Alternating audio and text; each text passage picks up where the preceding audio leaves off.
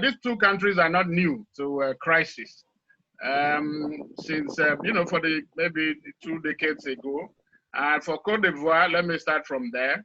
It started almost immediately after the death of the Doyen. They call him the Papa of West Africa, Felix Houphouët-Boigny. And part of the problem we have in countries where you have either one party state, remember that multi-party system came to Africa in the 90s. But Cote d'Ivoire got independence in 1960, and the late Houphouët became president from then till 1993 when he died. And you can imagine for 3 decades that he presided over that country. There was relative peace, but that masked, I'm using mask now, well, which has been popularized by the pandemic. It marks the division, the fault lines in the country, where you have, not the same issue of the North and the South. Not being dominated by Muslims, and then the South by Christians, and then traditional worshippers. So that has been that was what they inherited from the French colonial powers. And when Houphouët died now, like I said, he left usually, well, let's face it, it was he got dictatorship.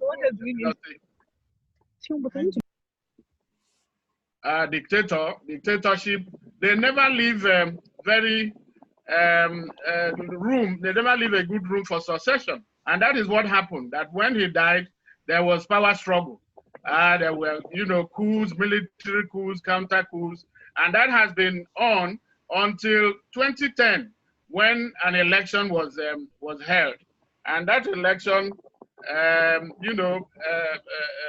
Gbagbo was in power. But when now the election was called, Alassane Ouattara, was in opposition. And then both of them claimed there was a time that Cote d'Ivoire got 2 presidents, because Gbagbo said he was the president.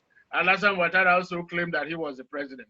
But that was the division. That was the ethnic, religious and demographic problem factors that continues to play in many African countries.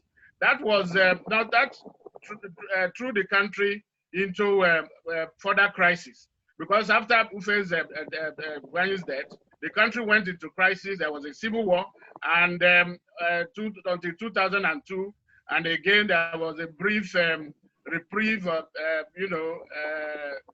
what you can call a peace, relative peace.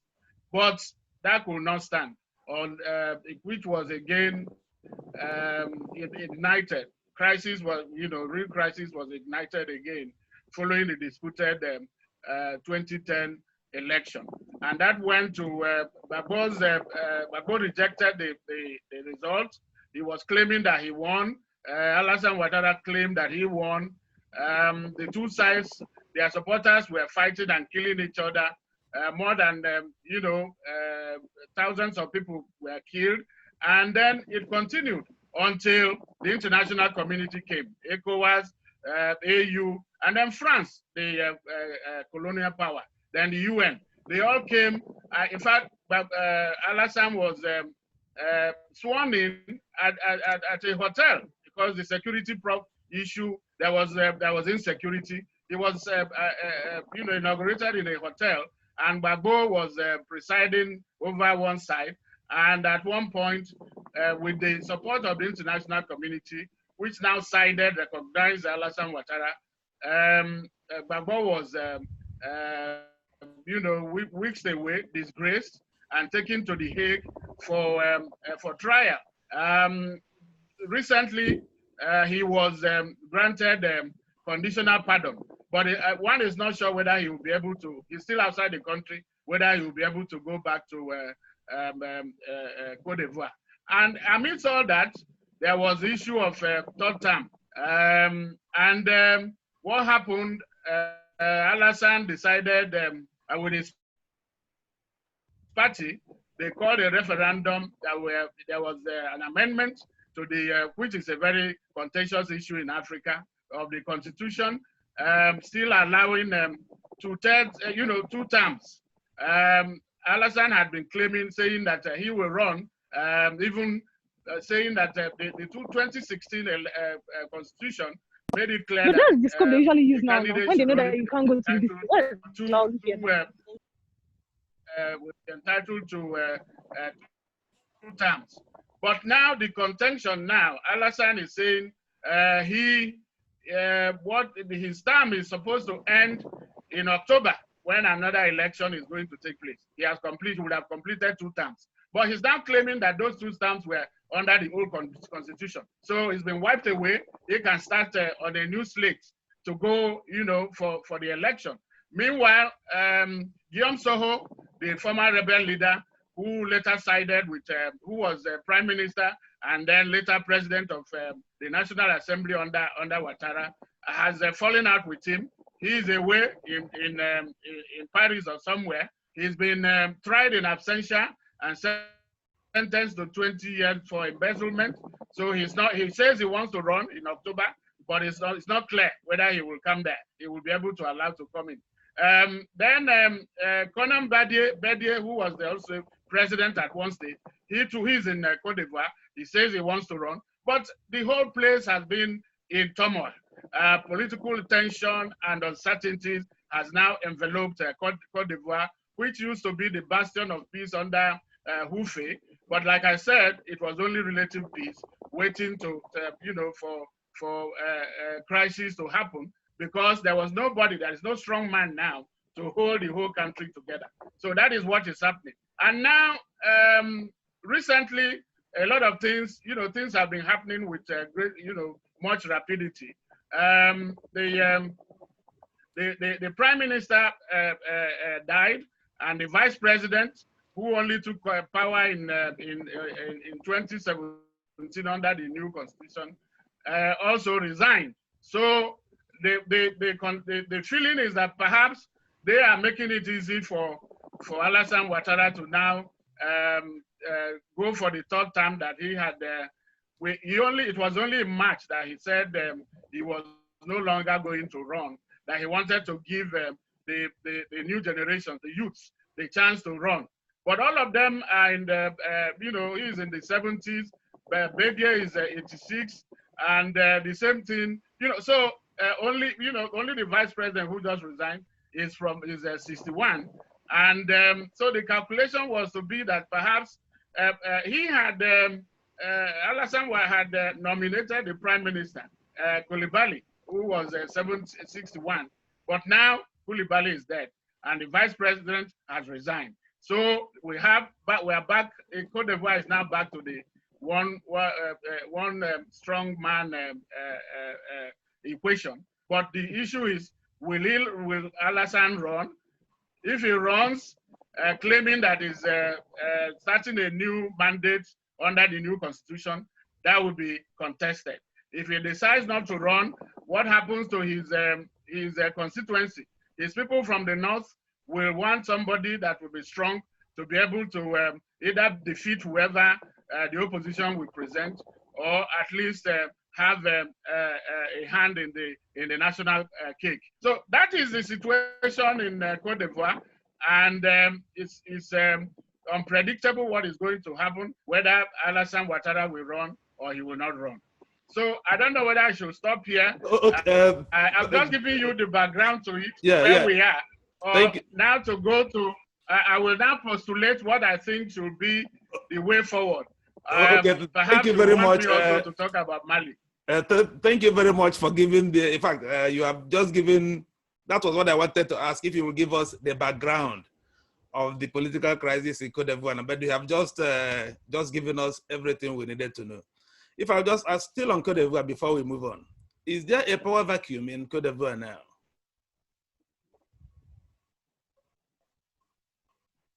No, there is no power vacuum as yet, because Alassane Ouattara is still president until October 31st, when there will be an election, or when a new president is sworn in. but they, you know, there is, you know, they're in political hooks, suspension, uncertainty. And, you know, that is what it is. There is no vacuum, but because, and they have until, I think, nomination of candidates for the presidency will start, I think had even started. I don't know whether it has ended. But so it now behoves, it will now left to the ruling party to present their own candidate, whether it will be Alassane Ouattara or whoever they are presenting. And then the opposition, Cote says is running. He has entered an alliance with Gbagbo, but Gbagbo is outside the country. And then the issue of Guillaume Soro is also indeterminate. He is still outside. He's been sentenced, and that effectively rules him out of the equation. But the issue is these people have supporters. Guillaume Soro used to be the rebel leader, and then with Guillaume Behoudé and all of them. So there is still that possibility of descent into you know, crisis, and that is the fear that many people have expressed. So there is no power vacuum, but there is uncertainty. Okay, another question, please. Is Ouattara entitled to run in this forthcoming election? Well, that is what the constitution that they brought in 2016 says, that a candidate can run for a president can run, somebody can run for two terms for presidency. Okay, that is the mandate. But there is no, they didn't make it clear when that you know, mandate begins. That is the lacuna. That is the where you know what Ouattara can exploit. And he has already said, you know, his supporters are saying so, that when he was claiming that he could run if he pleased, he mentioned that the two mandates that he has that will be finishing in October were under the old constitution. So that is his argument. Whether that will be upheld by the court, because we see this, you know, snowballing into going into the highest court if care is not taken, and then you know what it means, all the uncertainties, and then it's not clear. The constitution, this present constitution says, the 2016 election constitution says, yes, you can run for 2 terms. But it didn't say anything about those who had run before. But that is the question, and which is now subject to various interpretations. Opposition will say, well, listen, you have had your 2 terms, you can go. But he's saying, well, that was under the old constitution. So that is you know, catch-22 situation that you find the Ivorians. So there is a constitutional issue to be determined. Is anyone challenging this in court at the moment? Is there a pending court? Is there a pending court matter challenging or asking the court to interpret this constitutional lacuna? Not as far as I know. It has not come up. It's all political, you know, talk that is going on. And, you know, you never know if, I think the courts might be a last result. But whether the population or the opposition or those who are opposed to Ouattara will be peaceful enough to just allow the legal system to take its, the constitutional, to take its course is another thing. Because by the time you know it, their supporters, they cannot control them. What all it needs is for somebody to ignite the fire, and then the whole country will get you know, go ablaze. And that is what the international community must prevent. That is what the Ivorians themselves must also fight to prevent. And that is what the UN that has a presence there. And then France that is the, colonial power should also step up and then show its hands. Because that is the problem that, sad to say, but the Francophone countries are beholden to France for a number of reasons. And this dates back to the colonial history. The policy, if you remember the policy of association and assimilation, where, France wanted to make Africans to become French men and women. And so they're still playing, they have a defense pact, they have what they call the continuation of colonization pact, which allows France to play a very, very big role in the affairs of its former colonies. To the point that you also remember the issue of the CFA franc, the money. I mean, your independence is nothing without economic independence. Otherwise, it will just be the flag that you are just waving around that you are independent.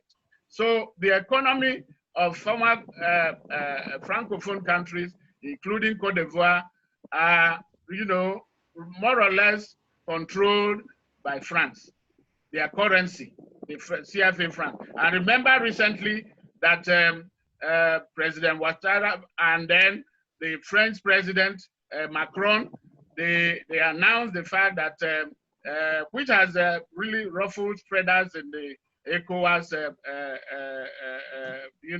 among ECOWAS leaders, because ECOWAS has been working on their single currency called ECO. But last December, President Ouattara and President Macron of France in Abidjan announced that Francophone countries in ECOWAS will now be using, will replace CFA francs with ECO. That one is still there. It has not been resolved because those that are not, there was a meeting where they expressed their, disgust, expressed their concern that it is not right for that to happen.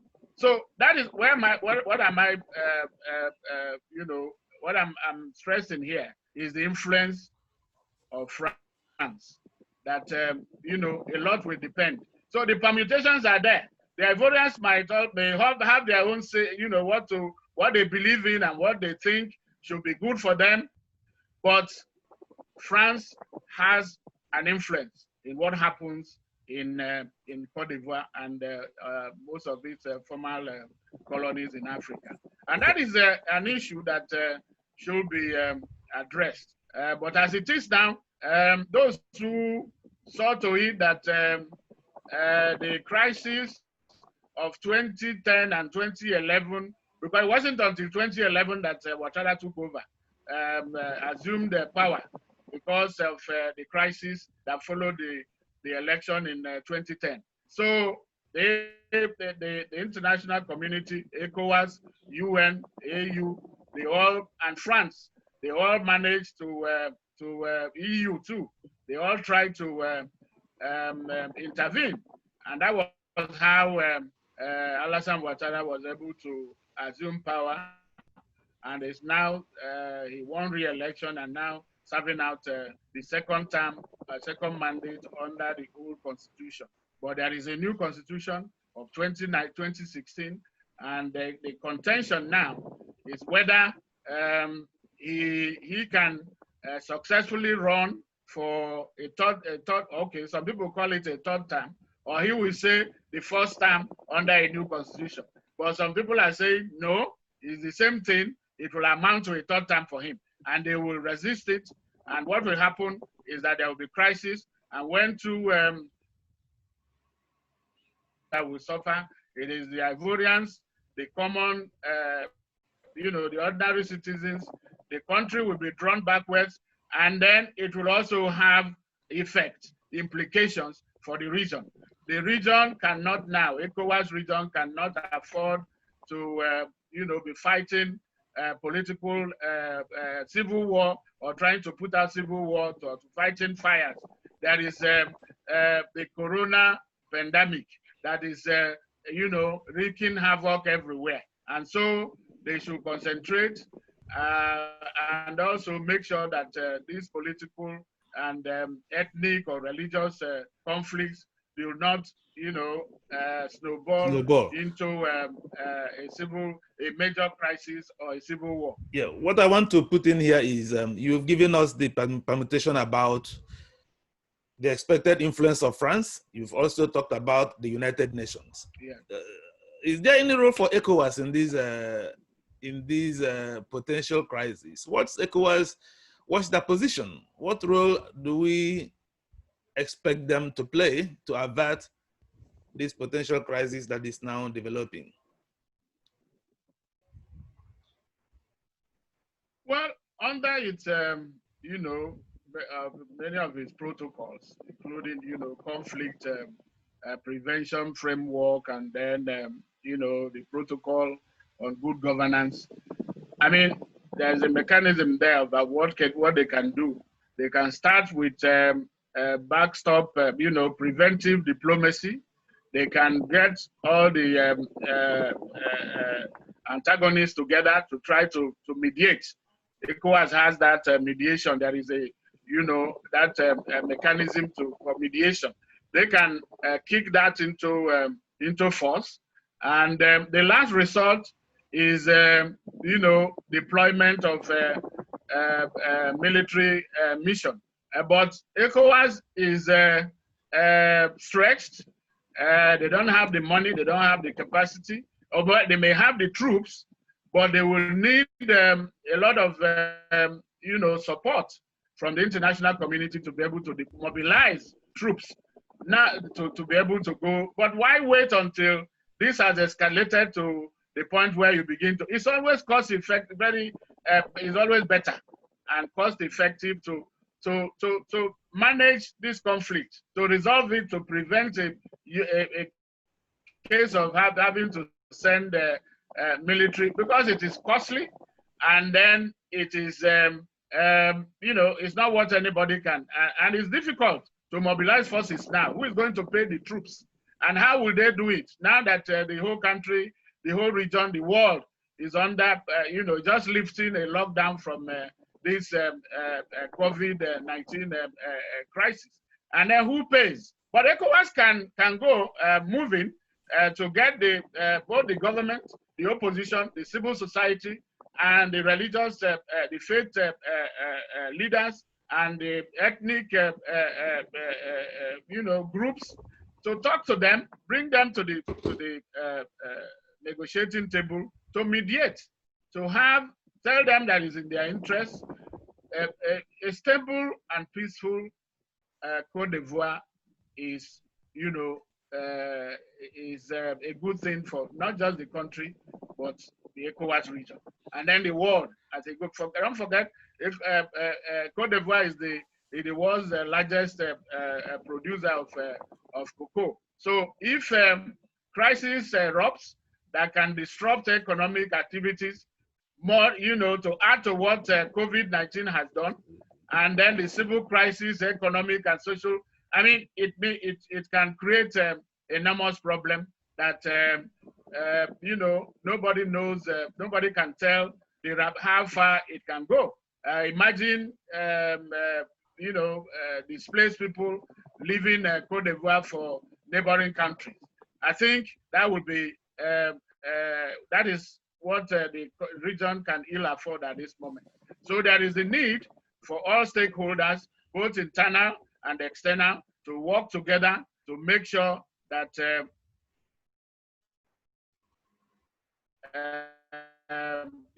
is peaceful resolution of to talk to. If the opposition cannot now insist, there shouldn't be any rigidity. I think there should be flexibility. There has to be people. There is give and take in negotiations. In how do you resolve these issues? It's been there, and don't forget that it's always been there.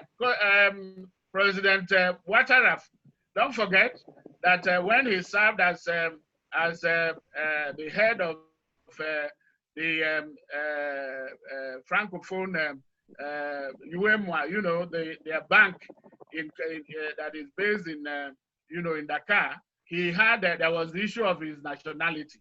And that is so today you have what they call Ivoirite, who are the true Ivorians. That there are some people are not Ivorians. They shouldn't go back to all that. But that is what is playing out. I know, but they shouldn't, all those things should not be swept under the carpet. It is there. There is religious problem. There is ethnic issue. There is, you know, demographic issue, the North and the South. And, you know, then you add the socio-economic crisis. But to be fair, I think Cote d'Ivoire has been, it's a powerhouse in West Africa. The economy is doing well, but that should not be interrupted in any way by this, by any political crisis that will lead to civil war. Thank you very much. Thank you very much for giving this elucidation on the political developments in Cote d'Ivoire and what you think should be done by all stakeholders to avoid these political crises snowballing into a major regional crisis that could disrupt the social and political and economic situation of the ECOWAS region. Now, let's talk about Mali. What's happening in Mali at this moment, please? Okay, well, Dan, before you go on, I can see some people. I can see Dr.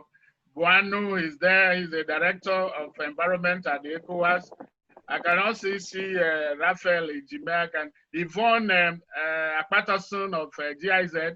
I don't know whether they are still there. Maybe they have questions on Cote d'Ivoire so that we can move. But if there is none, I can move to Mali. I don't know whether you can unmute them and ask whether anybody has any issue so that we can clear it up before we move. Okay, that's a good one. So if they can hear me. Anyone intending to speak could please either raise up your hand or let me unmute everyone and see. Do we have any of our guest attendees who has something to say or ask about Cote d'Ivoire?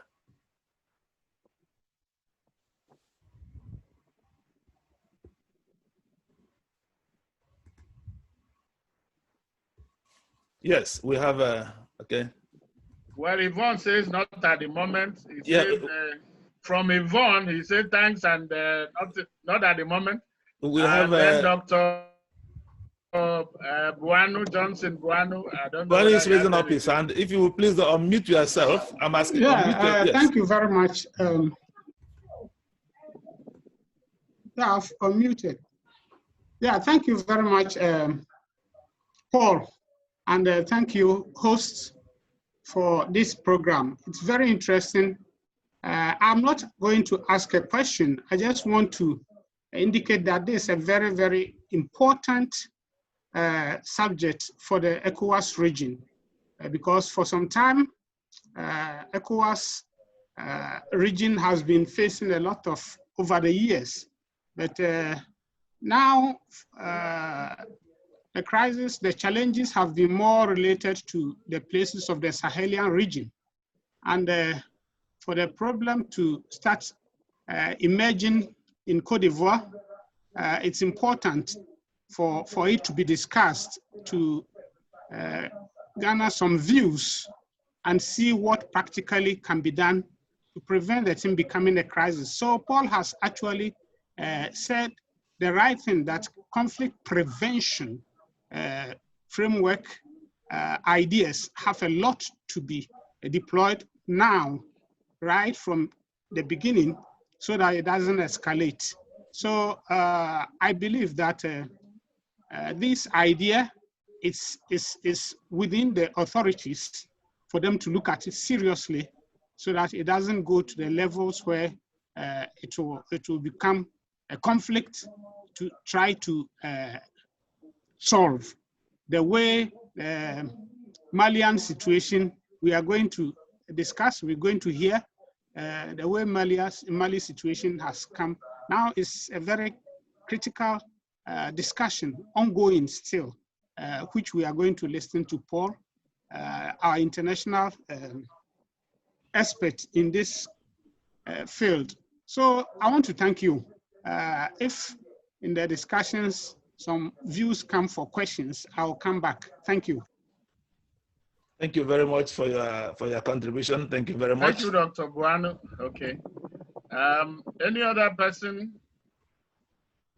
So that if nobody, well, Dan, you are the you are the one in charge. So ask, and then so when you prompt me if you want me to do anything, what you want me to do, then I go. Well, yes. In the absence of any other contribution, okay.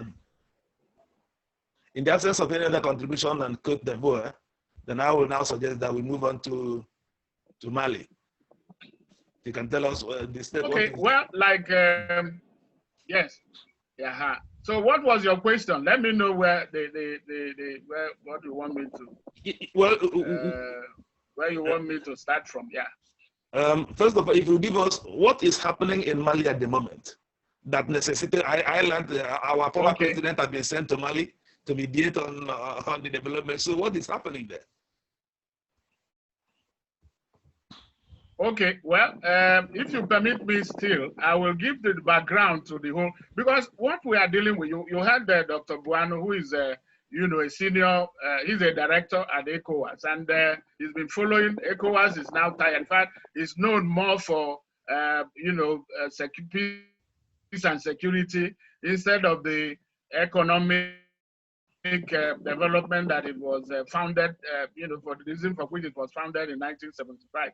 It's all because of this endless crisis, political crisis. But don't, we can't take away the fact also that there cannot be peace without, security. So they are intertwined, they're interrelated.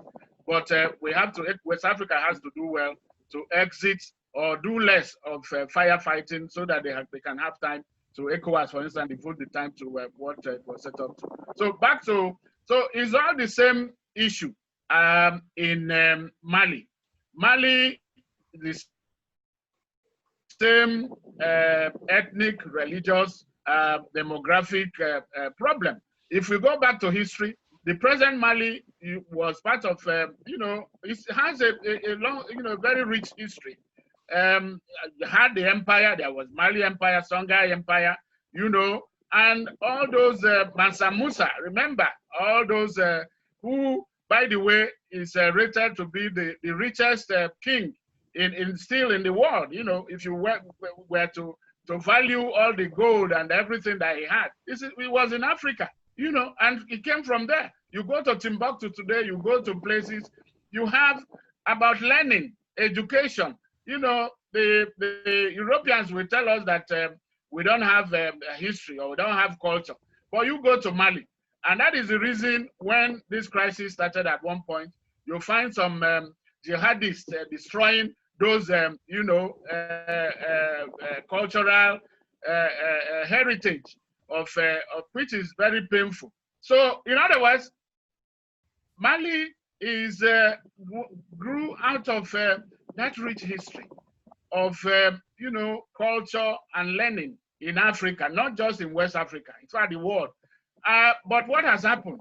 A lot of water has also passed through the bridge, under the bridge, until the present problem came up in 2012. Part of it is the neglect of northern Mali. Again, colonial history has something to do with it. Northern Mali has not been as lucky in terms of development or in terms of presenting leadership for the country. Over there, it is the Tuaregs, the Moors, and all those that are there, the Sonai, or Sonai, whatever, that's how they are called, the Songay. They see themselves as being, shut out of the government of Mali. The colonial master did not, they had wanted their own independence. Just like what happened when British and Britain and Germany and France, they came, in Nigeria, and then in Cameroon. What happened? This North, what now, or Tuaregs, they have been clamoring for their own autonomy, for independence. The colonial French, the colonial master, did not grant that because probably it was convenient to them to just patch them up like they have done. Colonialism has a way of doing that, creating artificial boundaries. Remember the Berlin Conference of 1884 and 1885, when Africa was just carved up, and then they, put people, maybe people who were not even related, and then they created boundaries which are artificial. And in the case of Mali, the Tuaregs, Azawad, that's what they want now, the Republic of Azawad, the Tuaregs. And that is what is happening. They have not gotten that. They feel they have been shortchanged. They feel they've been neglected, and they are backward. You can see that. In fact, over there, you can walk so many, a long distance before you find, the desert is there before you find any building, any settlement. And so that is what has happened. And by the way, it is also rich in some minerals. By the way, Mali is the third largest producer of gold in Africa. It has bauxite. It has other minerals, hydrocarbon. Some of them are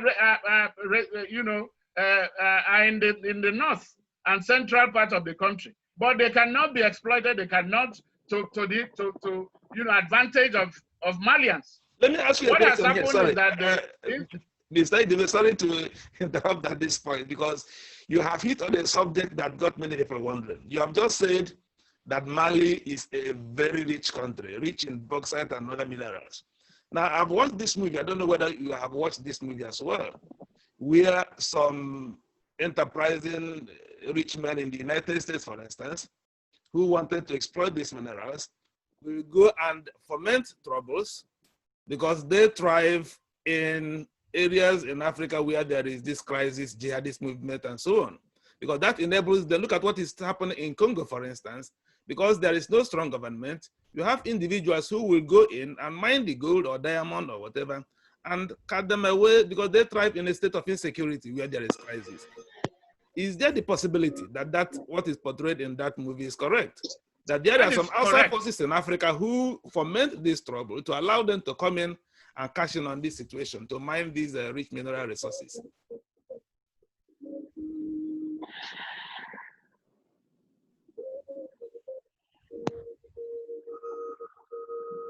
Okay, well, I think I got only part of the network. The internet is not very friendly.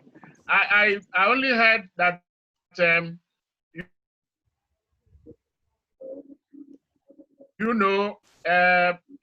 position, the crisis situation allows for individuals to, if I can summarize it that way, whether they are from Africa, from America, whether they are from Europe or whatever.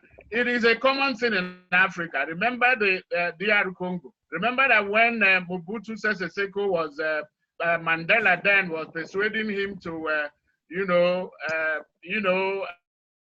agree to some peace accords. Already some foreign companies were negotiating deals about the Congo mineral with Laurent Kabila. Then the same thing is happening. Remember Liberia. Liberia, some people call it the Diamond War, and Sierra Leone, the same thing. So you are right. But who do you blame? You blame the leadership in these countries. You blame Africans that allow themselves to be divided or to allow their country to be put in that kind of situation. Mind you, some countries, some people, also some nationals of these countries work with foreigners because they cannot just come on their own, and they have their the people they work with. They have their stooges. They have saboteurs in Africa that work with these external forces to come and exploit and explore and pillage Africa in the 21st century. After slave trade, now they are now into what you call neo-colonialism. So it happens, and that is where the case of Mali, I was just giving you the background, that it is true. If you go to, because northern Mali is ungovernable, the present government, part of the problem he's having, Keita, Ibrahim Keita, he promised when he came to power that in 2018, after the coup that ousted the former president that was there, he took over Toure, Amadou Toure. He was there. He was ousted in a coup by Captain Sanogo in 2012, and then ECOWAS and international community rallied around again to make sure. In fact, ECOWAS had then an African-led peace mission, AFISMA, which then handed over to the UN mission that is there now, that is called MINUSMA. And then AU is also there under the name, the code of MISAHEL, that is Mission in the Sahel. In fact, they have a representative. So there has never been short of any sort of international intervention or ideas as to what, but they have not been effective. If that is why the recurrence. So why have you not? It's a combination. Why have you not been effective? Because what you have just said. Let me read something in line with what you've just said. This is from Yvonne. She said, "There are so many initiatives and strategies for the Sahel currently: Alliance Sahel, AU and ECOWAS strategies, the UN and AU strategies, and the World Bank has many other bilateral level initiatives. But despite all of this, there seems to be a worsening security situation in this country. So what is missing? What is wrong? Why has it not been working? What is missing from your own perspective?" Well, it's a combination of so many factors, which are both internal and then externally, external. Internal in the fact that the government, what they can only do is to cobble up something that in terms of, that looks like a government. But you can see from Keita's problem that he is in government, but he's not in power. He's not in control of the North. I mean, in fact, from time to time, he only goes there like a ceremonial president. But he's not in control. And that has enabled, that absence of governance and government in the North has enabled that the North to begin to create.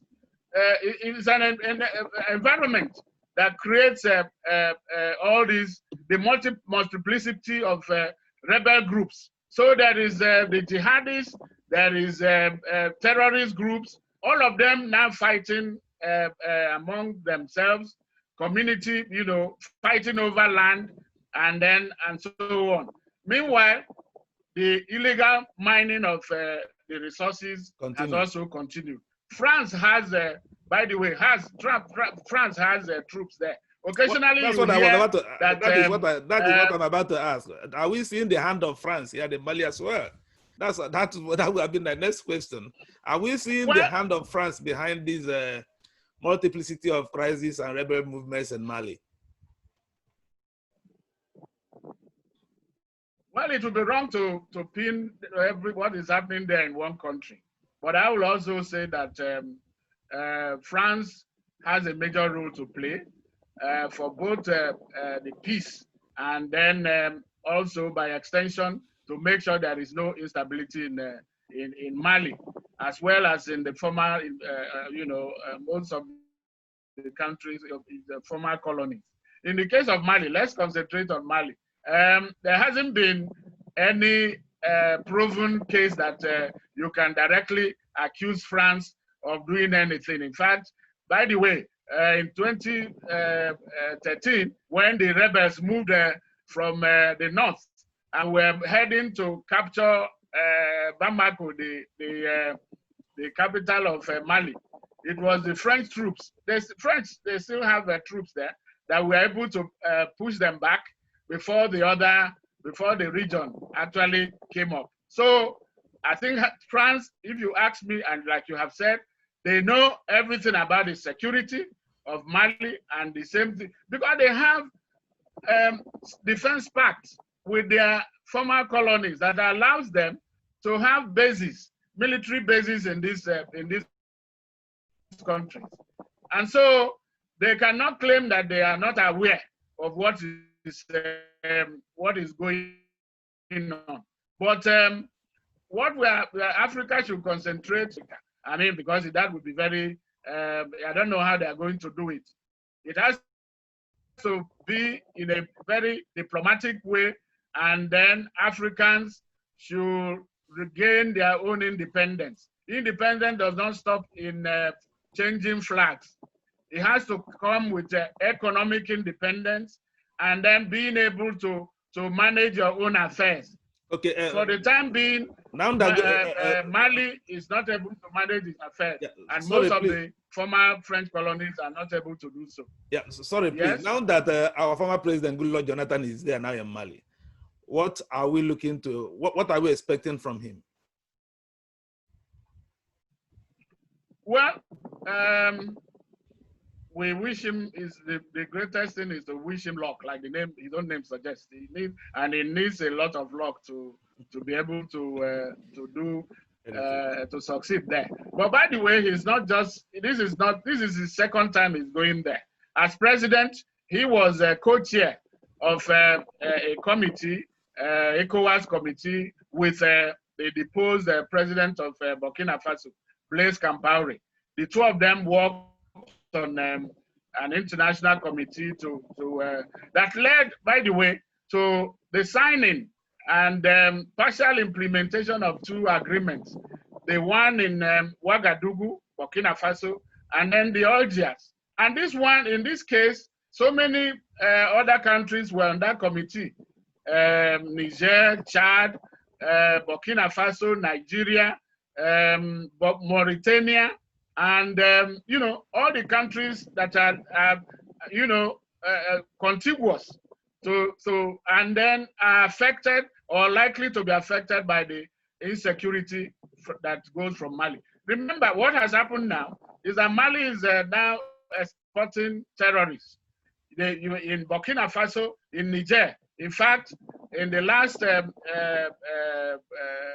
decade, more than 4,000 people have been killed by this, through this insurrection, and then terrorists that leave Mali because they now find is a nest, is an epicenter of insecurity, is an epicenter for the grooming of, because there is no government in place. It's an environment that screws up these people that can go out and cause mayhem. And that is why it is important that ECOWAS, and one is glad, I mean, it's a good step that former President Jonathan is going there. But the point is, there has to be sincerity. There has to be consequences. When agreements are signed, they have to be respected. And when they are not respected, there must be provision for sanctions. Otherwise, it will go the same way of the previous ones. And that is the only way you can get everybody to sit up and then look at the root causes. The North is crying that they are not represented in government. They are backward. They have minerals, but it's not impacting on that, just like Niger Delta.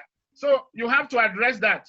And until you do that, I think this problem will continue to fester from time to time. But at the moment, I think what is happening is that what one would expect and would suggest or recommend is that perhaps to bring some semblance of normality or peace, there should be a national unity government in Mali that will bring some of those elements that are now opposition, civil society, and then representation of the North. And you know, by the way, a very prominent religious leader, Diko, who used to be, you know, he was initially he was promoting peace, but now he has virtually joined the opposition because of the way the crisis has the turn and the dimension it has taken. And one, the Somaila Sise, a major opposition leader, has been kidnapped, is missing. And the government of Keita in March held an election for parliamentary election, and then used the constitutional court, appointed the opposition accuses him of appointing mainly his people from his own party, and they were able to overturn the results of that election in favor of the ruling party. That is these are the immediate causes of the crisis. Now that some opposition leaders are detained or have been arrested, and one of them, Sumaila Sise, is missing, kidnapped. Nobody knows where he is, and then plus the fact that you know, the government in Bamako has not been able to stop the terrorists, the rebellion. He has not stopped. Keita promised that he will do that. But up till now, that has not happened. So it's been boiling. The pot is now boiling over. And until something happens, until maybe with the support of ECOWAS that they are doing now, AU, UN, through the UN Office for West Africa and the Sahel, because the whole of the Sahel is also with the killing of Muammar Gaddafi. All that area has now become, you know, a beehive of for terrorists and rebellion and rebel groups. Okay. So they can move anywhere. They can strike anywhere. You know what Nigeria is also facing. So if I ask my next question, very far from with the. Mr. Ejime, sorry to interrupt that. Before I continue my last question, we will be happy to invite any of our guests today who wishes to make a contribution or to ask a question. Please, this is now your opportunity to, if you can simply indicate on the device, we'll call you up to make a comment or to ask any question or to make any contribution. While we wait for anyone who wants to speak, Mr. Ejime, please, I want to ask, the picture you have painted presents serious potential crisis for Nigeria. And Africa is such a big place. ECOWAS is also a very, very big region. Would you say that ECOWAS is missing Nigeria's leadership?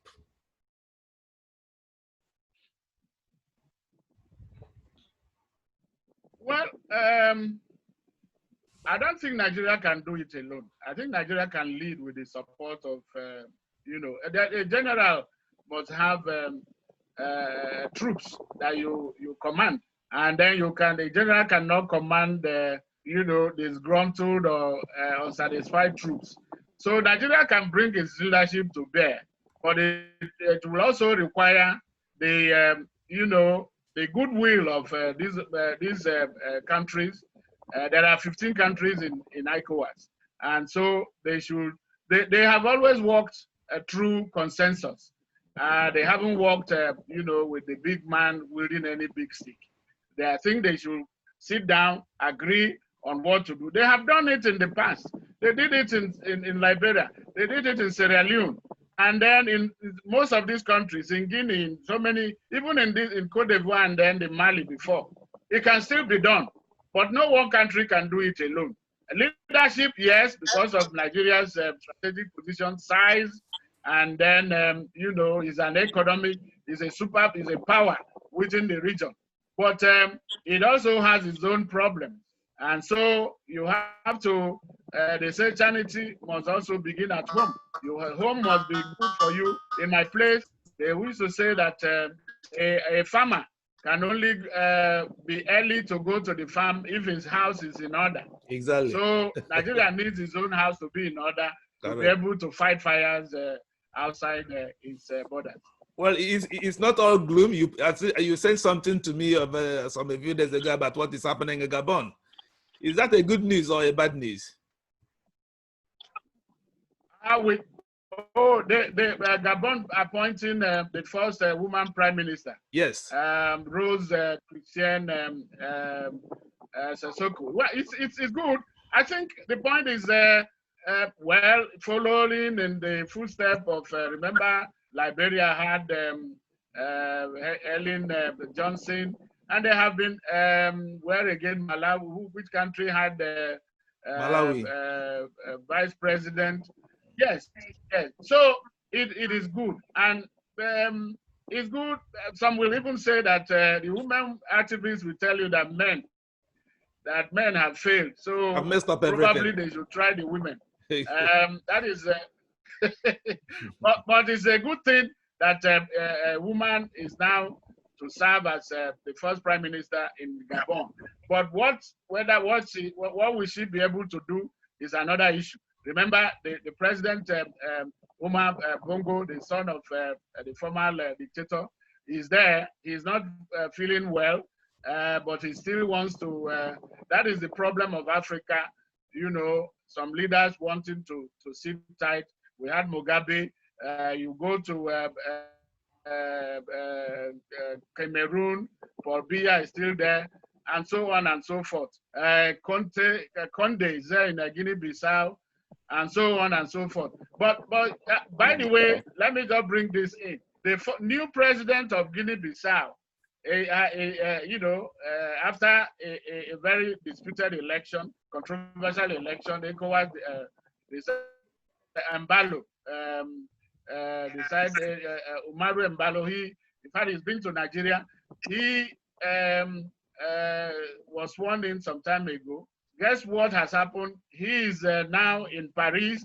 He says that a journalist asked him, why are you here in Paris? He said he's there to check his heart because he's been having heart problem, and because his country does not have the facility. That is Africa for you. So why doesn't he do the facility in his country? An African leader be doing medical terrorism at the period of pandemic? It is because they have failed. There is failure of leadership in Africa, let's face it. Beyond corruption. Corruption is everywhere, not just in Africa. But there has been, other countries have been able to put in place institutions, a system that work, system that, you know, are not based on, you know, do not depend on individuals. Because what happens, Africa is looking for strong men, but we need strong, Obama said it the other time, Africa needs strong institutions that can run without, you know, reference or difference to anybody, no matter how you, and then be able to deliver, to impact the welfare and well-being of the citizens. That's what governance is about. It's about the interests of those who have elected people, and then you also have that mechanism, democracy, to be able to change any leader that has failed to deliver. It's not that people should sit tight or make it impossible or become autocratic and dictatorial, that they now go after. They cannot stand opposition or an alternative view. That is not. It will not take Africa anywhere. Well, let's not digress from too much from the two, but they are all related. Because today it is Cote d'Ivoire and Mali. Perhaps tomorrow it is another country. Nigeria. Yes. Let me go back to the leadership issue.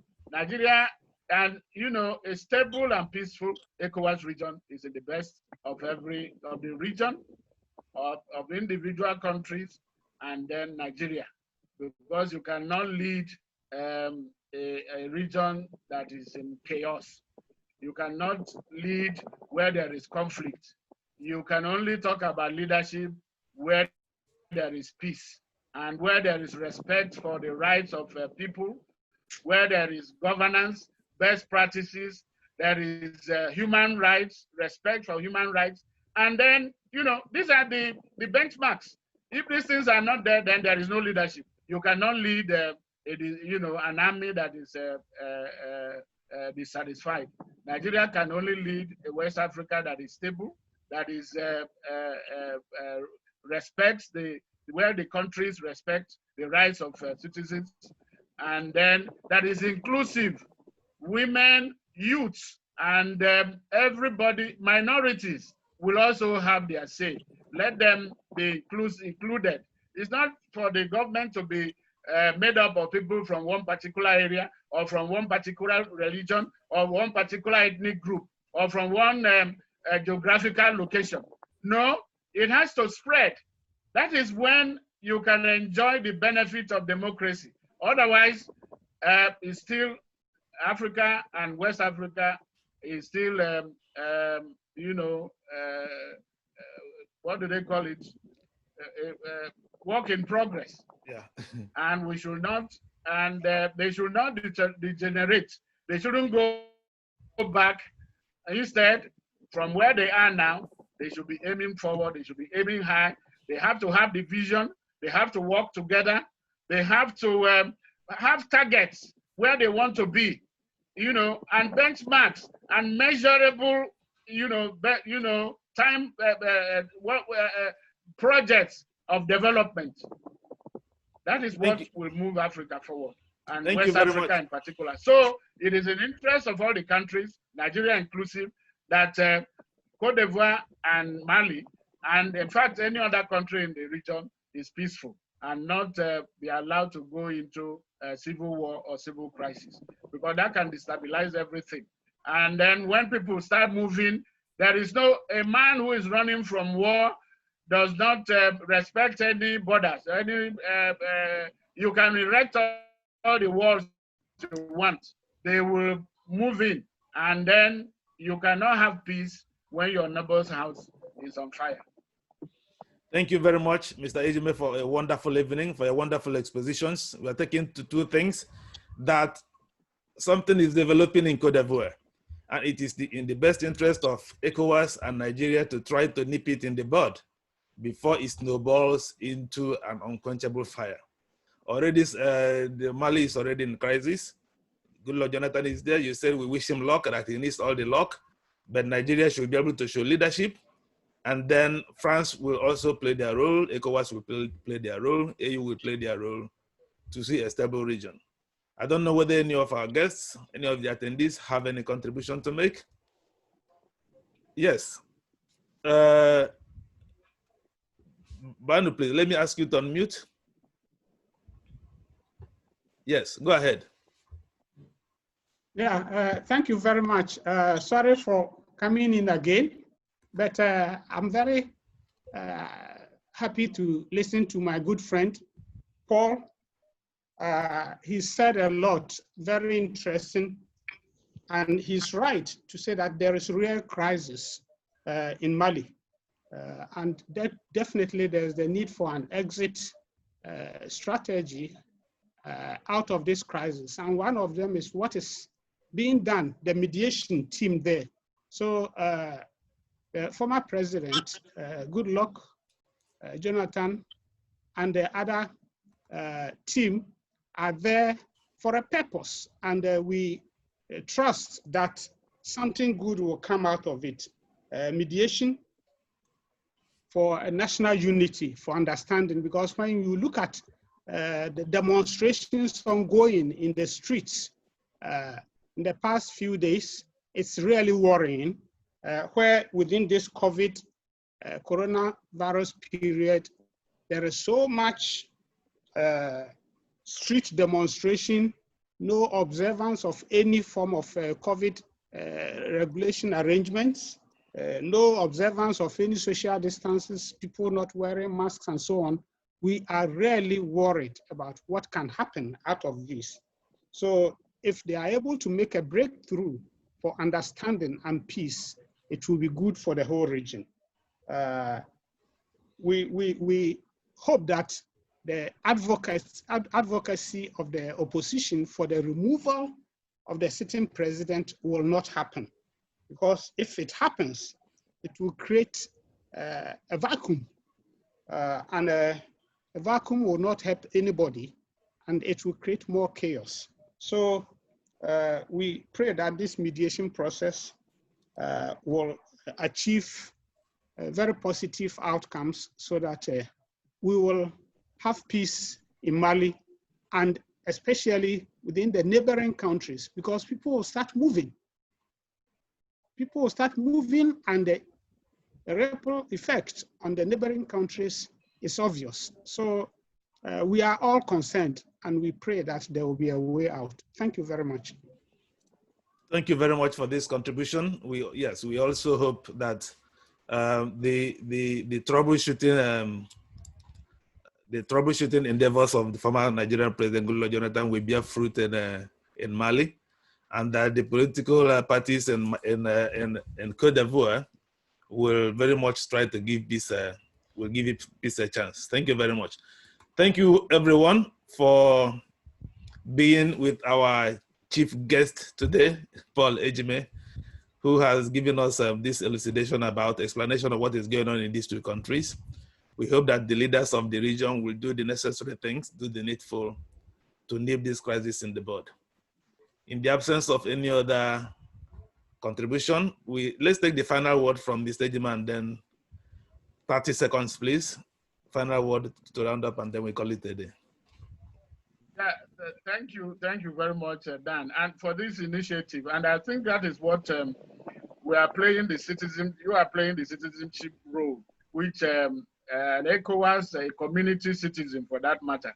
We should all be concerned about what is happening. We shouldn't leave everything to our leaders, because at times we also contribute. It's not when things get too bad. Remember in Burkina Faso, it was people power that removed Blaise Compaoré after so many years.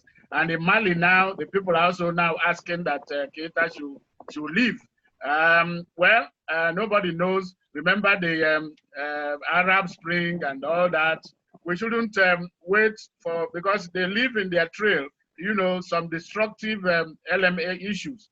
Change of power in Africa, in West Africa, should be peaceful. Transition. There shouldn't be this issue of all the time violence, and then people have to die before power changes hand. That is not the idea of democracy. So I would like us to, and thank you very much, and those who are listening, and I would like us to continue this engagement. So some people, maybe it's not much that we are doing, but don't underestimate what you are doing now. You never know who might be listening. We are talking, what we are saying now could have some also, whether or not they listen, that's another matter. But we are playing our role as citizens, as community citizens, with a responsibility to, nudge leadership into a position where they will have to, implement the social contract that exists between them, and then they govern. So thank you very much, everyone and all, for your attention. And I hope there will be more of this, type of discussions. And please don't let me do all the talk. I think let others also.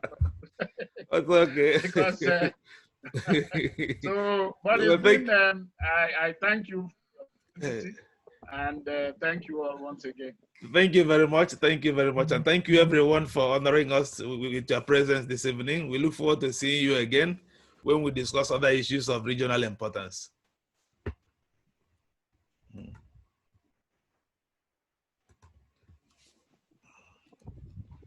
Thank you and have a good evening. Thank you. Thank you. Thank you for the opportunity. Paul, you are welcome. We are grateful for your exposition. Thank and you, Daniel, for the opportunity, for giving Paul this opportunity to speak to everybody. Thank you very much. Thank you. Have a good evening. Thank you. Okay, thank you. Azu is not, or is not listening, or is not hearing us. Oh, he's not speaking. He's hearing that he's listening. Okay. Yeah, okay, thank you. Well, you know all those. Please thank them one by one, and then tell us when you have the next Zoom. Thank God for Zoom, for the technology. Definitely.